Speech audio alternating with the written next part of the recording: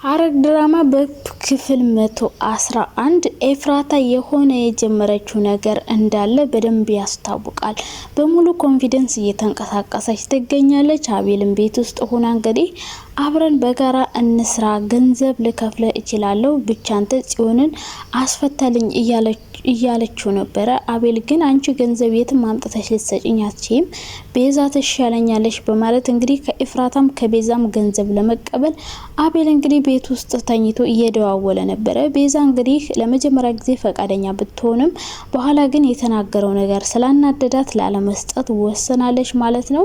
ነገር ግን ሀሳቧን ቀይራ በጽዮን ስለመጣ ፈታታለሁ ስላላት ምናልባት ለሱ ልትከፍለው ትችላለች። ነገር ግን ለኤፍራታ ሳትናገር ከሁለቱም ገንዘብ ሊቀበል ይችላል። ኤፍራታም ገንዘብ እንደምትሰጠው ቃል ገብታለታለች። አሁን ላይ ያፌት ስላለው ሳይሆን ኤፍራታና ቤዛ በሚሰጡት ገንዘብ እንግዲህ ከሱና አንስቶ አቤል ጽዮንን የሚያስፈታት ይሆናል ማለት ነው። በሌላ በኩል ኤፍራታ ሌላ ልታገኘው የሄደችው ሰው አለ። መጨረሻ ላይ ከገነት ጋር እንግዲህ ናታንን እስር ቤት ጠይቀው ሲመለሱ አንገቴን ላስፈታ ሕክምና ቦታ ነው መሄድ ብላ፣ ነገር ግን ኤፍራታ እየሄደች የነበረችው ፖሊስ ጣቢያ ነው። መንገድ ላይ እንግዲህ በተዘዋዋሪ ገነት ስላየቻት እየተከተለቻት ነበረ። ነገር ግን ልጁ መጥቷል፣ ልጁ ከመጣ እመጣለው ያለችው ነበር ለፖሊሱ። ኤፍራታ የትኛው ልጅ ነው ልጁ መጥቷል ወይ ያለችው? በዛ በኩል ቢኒያምም እንደዛው ልጁ መጥቷል ወይ ብሎ እየሄደ ነው። ኤፍራታና ቢኒያም የጀመሩት አዲስ ስራ አለ ብዬ ነው ማስበው። እኔ ስገምትና ስጠረጥር ግን ይሄ ልጅ ማን ነው የሚለው ነገር ነው። ኤፍራታስ በዚህ ልክ ኮንፊደንስ የተሰማት ምን ቢፈጠር ነው? ምን ብታገኝ ነው? ህክምና እስር ቤትም ሄዳ ለጽዮን እንግዲህ አዲስ ነገር ደስ የሚል ነገር እንደተፈጠረ ልትነግራት ስትል ነበር ሰዓት አልቋል ተብላ ጽዮን የተጠራችው። ከዛ በኋላ ነገ ነግርሻለሁ በማለት ኤፍራታም ደስ የሚለውን ዜና ለጽዮን ሳትነግራት ተመልሳለች። ይሄ ነገር እኔ ሲመስለኝና ስጠረጥር ኤፍራታን ደስ የሚያሰኛት ዜና እንግዲህ በቅርቡ ናታን ከዚህ ወጥቶ አብሮ የሚያግዘን ይሆናል እያለቻት ነበረ ሲመስለኝና ስገምት ያፌት ናታን ሰው ገድሏል ብሎ የያዘባትን ቪዲዮ ያ ሰው እንግዲህ ሳይሞት ነበር ልክ ናታን እንደገደለው አስመስለው በፌክ በሆነ ሽጉጥ ቪዲዮ ቀርጸው ነበር ያን ቪዲዮ ሊያሳዩባት የነበረ። ያ ገደለው የተባለው ልጅ በአካል የተገኘ ይመስለኛል። ይሄ ልጅ በአካል ከተገኘ ከዚህ በኋላ ያፌት ኤፍራታን በምንም ነገር ሊያስፈራራት አይችልም። ከልጁ ጋር እየተደራደረች ከሆነ ልጁ ራሱ ሄዶ በህይወት እንዳለ ከመሰከረ ያፌት የያዘው ቪዲዮ የውሸት እንደሆነ ከታወቀ ኤፍራታ ምንም ነገር ማድረግ ትችላለች ማለት ነው። ከዛ በፊትም ኤፍራታ ምንም ማድረግ ምንም አታመጭም ብሏት ነበር ያፌት። እሷ ደግሞ ማመጣውን አሳያለሁ ብለው ነበረ። ኤፍራታ ይህንን ምርጥ ዜና ያገኘች ይመስለኛል። ናታን ጽዮን በመታሰሯ በጣም አዝኗል። ሉሊት ብትነግረውም የተናደደው ግን በሉሊት ሳይሆን በቤዛ ነው። ሉሊት ላይ ሳይጮህባት ቤዛ ላይ ግን ጮህባታል። ሉሊት ፈልጋ ሳይሆን ሳትፈልግ ነበር የተናገረችው። ነገር ግን እሷ የመጀመሪያዋ ተናጋሪ በመሆኗ ከነገረችው በኋላ ናታን እንደዛ ሲናደድ በጣም ነበር ደስ ያላት። ከዛ በኋላ ነበረ ሉሊት እንግዲህ ጽዮንን ጠይቃ ወደ ናታን ጎራ ብላ ናታንን ለመጠየቅ በሰላም ስታናግረው ናታን ግን በጣም ተናዶባት ስለነበረ ለምን የኔ ያክል ሚስጥር ይደብቁኛል፣ ለምን ደበቁኝ በማለት እንግዲህ ቤዛ ላይ በጣም ጮሆባታል። ይህም በመሆኑ እንግዲህ ቤዛ በጣም አዝና ብቸኝነት ተሰምቷት ሁሉም ሰው ለምን ይጮህብኛል፣ እኔ ላይ ለምንድነው የሚጮህብኝ? ጽዮንም ኤፍራታም የሆነ ነገር ሲሆኑ ሁሉም ሰው እኔ ላይ ይጮሃል በማለት ቤዛ እንግዲህ በጣም አዝናና ተክዛ ነበረ። ከዚህ በኋላ ራሴ ነኝ ያለሁት፣ ማንም ለኔ የሚያስብልኝና የሚጨነቅልኝ ስለሌለ እኔም ለማንም አላስብም አልጨነቅም እያለች ትገኛለች ቤዛ። ሰላም ውዴ ቻናሌ ቤተሰቦች እንዴት ናችሁ? ደህና ናችሁ? በጣም ደህና ነኝ እግዚአብሔር ይመስገን። ዛሬም በአዲስ ነገር ከች ብዬላችኋለሁ። ሐረግ ድራማ እንግዲህ በክፍል 111 በጣም ብዙ ነገሮች ተፈጥረዋል። በክፍል 112ም እንደዛው።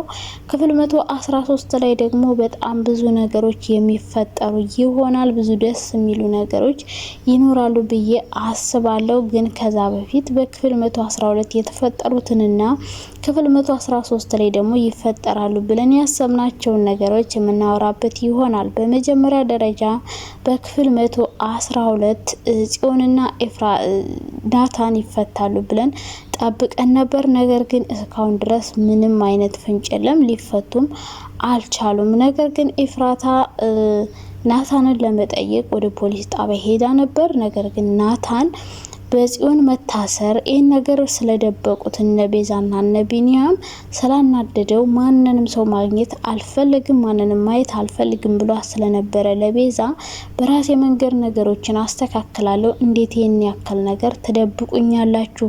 ለምን ደበቃችሁኝ? በማለት ናታንን በጣም ስለተናደደ ማንንም ማግኘት እንደማይፈልግ ነበረ የተናገረው።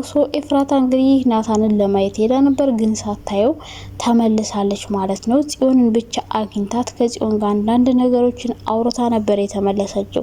ይህም ለጽዮን እንግዲህ አንድ ደስ የሚል ዜና ልትነግራት ስትል ነበር ድራማው እየተጠናቀቀው። ይሄ ዜና ምን ይሆን ብላችሁ ብዙዎቻችሁ እያሰባችሁ ይሆናል። እኔ ግን ያሰብኩትና የጠረጠርኩት አንደኛ ነገር ይሄ ናታን ገደለው የተባለው ሰው በአካል ተገኝቷል ማለት ነው። ምክንያቱም መጀመሪያም አልሞተም ነበረ። ይሄን መረጃ ካገኘች ኤፍራታ ያፌትን ወደ መቀመቅ ልትወረውረው ትችላለች። ሁለተኛው ነገር ደግሞ ለኤፍራታ ያፌትን እንደገደለው ስለነገራት ምናልባት ያፌትን ኤፍራታ ራሷ ለፖሊስ ጣቢያ አመልክታ ልታስይዘው ይሆናል ብዬ አሰብኩ። ፖሊስ ጣቢያ ሄደችበት ዋናው ምክንያት እነዚህ ሁለቱ ነው ሊሆኑ የሚችሉት። ገነት ግን ግራ ስለገባት ኤፍራታን እየተከተለቻት ነበረ። ኤፍራታ ደግሞ ገነት ምንም ነገር እንድታይባትም ሆነ እንድታውቅባት ስለማትፈልግ ከገነት ተደብቃ ነገሮችን ማድረግ ፈልጋ ነበር። እንግዲህ ገነት ታገኛታለች ወይስ አታገኛትም? ይህን እንግዲህ በቀጣይ ክፍል የምናየው ነው የሚሆነው ማለት ነው። ሌላ ዲያራ ናት። ዲያራ እንግዲህ ናታን እንድታስፈታላት ለእናቷ በተደጋጋሚ ብትጠይቃትም እናቷ ግን ናታንን የማስፈታት ፍላጎት እንደሌላትና ቢፈታ ባይፈታ ምንም እንደማያገባት ስለነገረቻት ዲያራ በጣም ተስፋ ቆርጣ ለወንድሟ እያማከረችው ነበረ። ፍቅር እንደያዛትና ነገር ግን ፍቅር ያፈቀረችው ሰው እንደታሰረባት ነገር ግን የሆነ መፍትሄ የሚፈጥርላት ከሆነ ለወንድሟ እያማከረችው ነበረ። ወንድሟም እንግዲህ እናትሽ የምታውቅ ከሆነ ከእናትሽ ጋር ፍቱት እንጂ እኔ ባንቺና በሷ መሀል መግባት አልፈልግም ብሏት ዲያራም እንግዲህ ተስፋ ቆርጣ ማንንም አልፈልግም ብላ እንግዲህ ከቤት እየወጣች ነበረ። እንግዲህ ናታንን ማን ሊያስፈተው ይችላል? ኤፍራታ፣ ያፌት ወይስ ደግሞ የዲያራ እናት? ይህንን እንግዲህ በቀጣይ ክፍል የምናየው ይሆናል ማለት ነው። ሌላ ዳግም ነው። ዳግም እንግዲህ እዛ ቤት ገነት ባለመኖሯ በጣም እየከፋው እያዘነ ብቸኝነት እየተሰማው ይገኛል ማለት ነው። ገነትንም እንግዲህ ሄደሽ ዳግምን አይተሽ ሆኖ ብላ ኤፍራታ ብትልካትም ነገር ግን ኤፍራታን ፖሊስ ጣቢያ ስላየቻት ተመልሳ ኤፍራታን መከተሉን መርጣለች ማለት ነው። ዳግምም እናቱ ጥላው በመሄዱ ልክ ያኔ የበታችነት ስሜት ያለመፈለግ ስሜት ስለተሰማው በጣም አዝኖና ተክዞ ነው ያለው ማለት ነው። እንግዲህ ገነት እስከ መቼ ነው እነ ያፌት ቤት ልትቆይ የምትችለው? ኤፍራታስ ይሄ ያሰበችው እቅዷና ፕላኗ ተሳክቶላት ናታንን ከስራ አስወጥተው አብሮ የሚሆኑበት ጊዜ ቅርብ ይሆናል ወይ? ይሄን እንግዲህ በቀጣይ በምናየው ክፍል ነው ልንገምት የምንችለው። እንግዲህ በቀጣይ ክፍል ሊፈጠር የሚችለው ኤፍራታ ልጁን ካገኘችው በኋላ ብዙ ነገሮች ይፈጠራሉ። አቤል ደግሞ ከኤፍራታም ከቤዛም ገንዘብ ሊቀበልም ላይቀበልም ይችላል።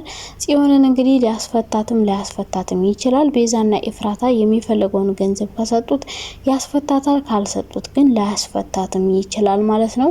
ሁሉንም ነገር እንግዲህ በቀጣይ ክፍል ነው ብዙ ነገሮችን ሲፈጠሩ ልናይ የምንችለው። እስከዛው ድረስ ግን ለዚህ ቤት አዲስ ከሆናችሁ የተለመደችዋን ገጨት እያደረጋችሁኝ ባይ ባይ። ወዳችኋለሁ።